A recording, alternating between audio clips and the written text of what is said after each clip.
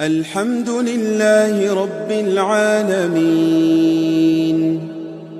الرحمن الرحيم مالك يوم الدين إياك نعبد وإياك نستعين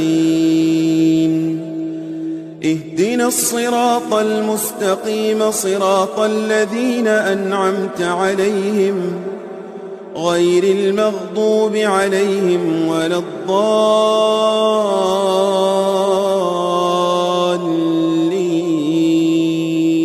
غیر مسلم ڈاکٹر کے قبول اسلام کا واقعہ کسی نے لکھا اور بتایا کہ غیر مسلم ڈاکٹر نے اسلام قبول کیا تو اس سے قبول اسلام کا سبب پوچھا گیا کہ کیا ریزن ہے، کیا سبب ہے قبول اسلام کا۔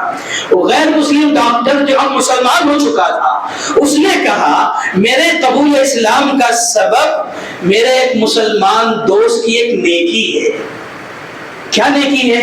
کہا ایک مرتبہ میں اپنے مسلمان دوست کے ساتھ ٹو ویلر پر جا رہا تھا، بائک پر جا رہا تھا، اچانک میرے پیچھے بیٹھنے والا مسلمان دوست مجھ سے کہنے لگا کہ بھائی ذرا گاڑی روکو، تو میں نے گاڑی روکی تو جب سائٹ لگایا تو کیا دیکھتا ہوں کہ میرا مسلمان دوست گاڑی سے نیچے اترا اور بیچ سڑک پر گیا، راستے میں کوئی بڑی چیز پڑی ہوئی تھی، اسے اٹھایا اور اسے لا کر سڑک کے کنارے کیا، رکھا اور پھر میرے پاس آ کر کہا کہ آپ چلو۔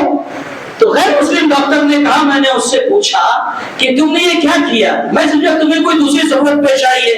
تو مسلمان نے کہا کہ نہیں، ہم جب آ رہے تھے تو ابھی جو میں نے بڑا سا پتھر ہٹایا ہے، یہ پتھر بیچ راستے میں تکلیف دینے والا تھا، ہماری نظر اس پتھر پر پڑ گئی، ہم اس پتھر کی زد میں آنے سے بچ گئے۔ ممکن تھا پیچھے دوسرا کوئی سوار آتا، دوسری کوئی گاڑی آتی، دوسرا کوئی بائک والا آتا اور اس پتھر پر اس کی نظر نہ پڑتی، ٹکرا جاتا، کوئی حادثہ ہو جاتا، یہ پتھر یہاں تکلیف دینے والا تھا، تو اس لیے میں نے سوچا اس پتھر کو اٹھا کر کنارے کر دیا جائے۔ تو غیر مسلم ڈاکٹر کہتا ہے، میں نے کہا ارے میرے بھائی یہ سارا کام تو سرکاری عملہ کا ہے، گورنمنٹ کا ہے، وہ لوگ راستے کی صفائی کرتے رہتے ہیں، تمہیں کیا ضرورت پڑی تھی کہ اپنا وقت ضائع کر کے رک گئے یہاں پر؟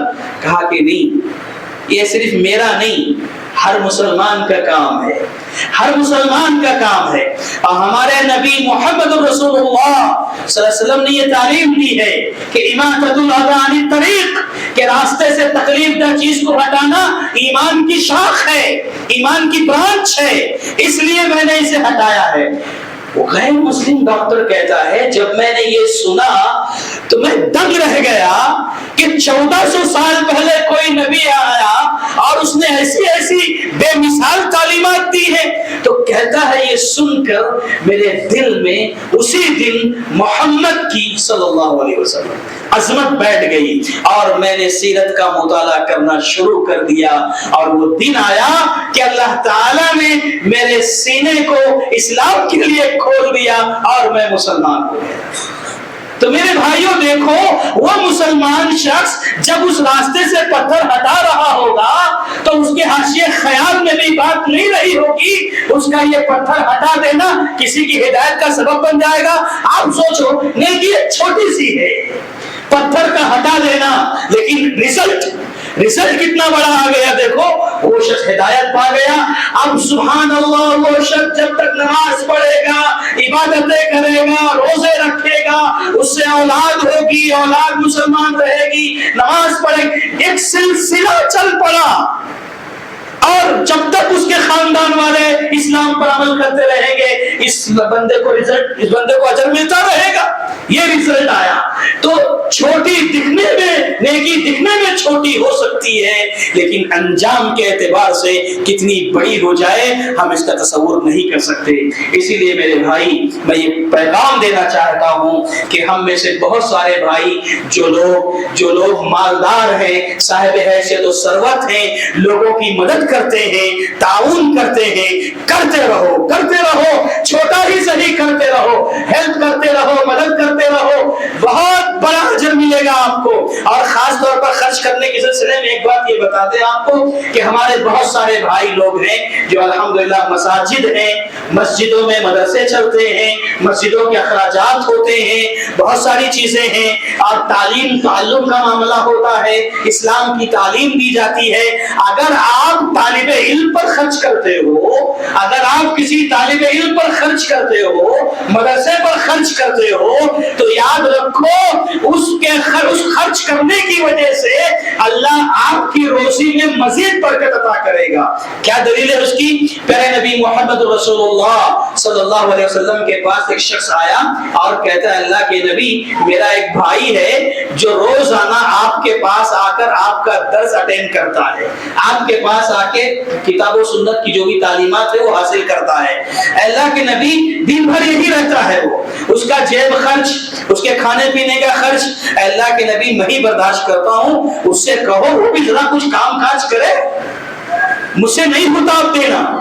پیارے نبی محمد رسول اللہ صلی اللہ علیہ وسلم نے اسے کہا کہ تم جو اپنے بھائی پر خرچ کر رہے ہو, جو مال لگا رہے ہو, وہ اللہ اس کے رسول کا علم سیکھ رہا ہے. جو تم مال خرچ کر رہے ہو, خرچ کرتے رہو, کرتے رہو. کیوں؟ لعلک ترزق بہ, ممکن ہے کہ تمہیں جو روزی دی جا رہی ہے یا تمہیں جو مال اللہ دے رہا ہے اس طالب علم پر خرچ کرنے کی وجہ سے تمہیں دیا جا رہا ہے. تو میرے بھائیوں, میں یہ پیغام دینا چاہتا ہوں کہ نیکی کے کاموں میں, خیر کے کاموں میں جلدی کرو, آگے بڑھو, پیچھے مت رہو. اور مدرسوں کا معاملہ ہو, مساجد کا معاملہ ہو, یتیموں بیواؤں کا معاملہ, کوئی بھی معاملہ ہو, آپ خرچ کرنے کے سلسلے میں آگے بڑھیں. اور خصوصاً ہمارے جو مدارس ہیں اور ہمارے جو مساجد ہیں, آج یہی اسلام کی حفاظت کا ذریعہ ہے, آج یہ اسلام کے تحفظ کا ذریعہ ہے.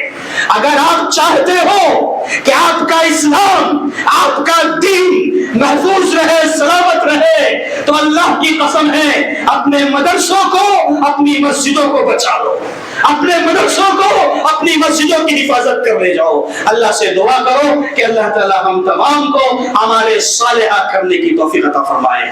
اللہ ہمیں نیکی میں جلدی کرنے کی توفیق عطا فرمائے.